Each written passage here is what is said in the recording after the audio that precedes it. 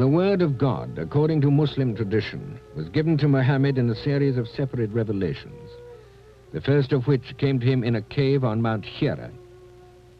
These revelations were memorized by his followers, or written down by them on scraps of wood, or bone, or palm leaf. But after his death, these fragments were gathered into a single book by order of the first caliph to save them from being scattered or lost. 4 identical copies of this volume were later made and distributed to the 4 regions of Islam as the authorized version of the complete Quran. From then until the present day, every copy of the sacred book has been an exact transcription of that authorized text.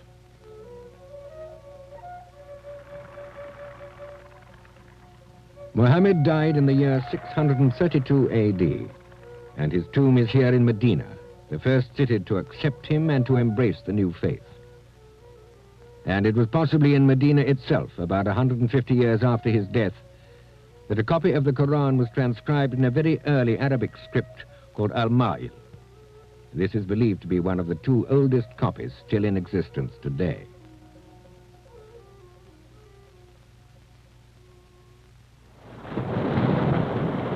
Within a century of Muhammad's death, Islam had spread far beyond the confines of the Arabic-speaking world.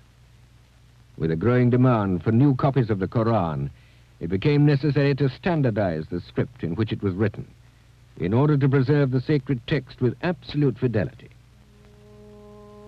By the end of the 8th century, one script had come to be accepted throughout the Muslim world as the most dignified and fitting for that purpose.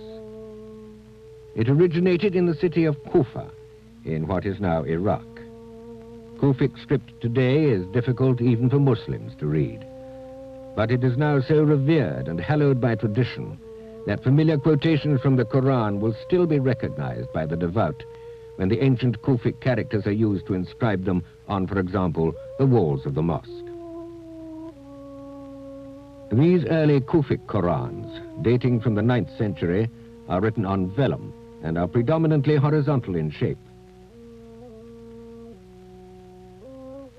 At this period, calligraphers were still reluctant to embellish the text with too much color. But in chapter headings particularly, one color, gold, has always been charged with a special symbolic significance. The color of the sun, it stands for the radiance of spiritual knowledge, and therefore symbolizes for the Muslim the central significance of the Quran itself.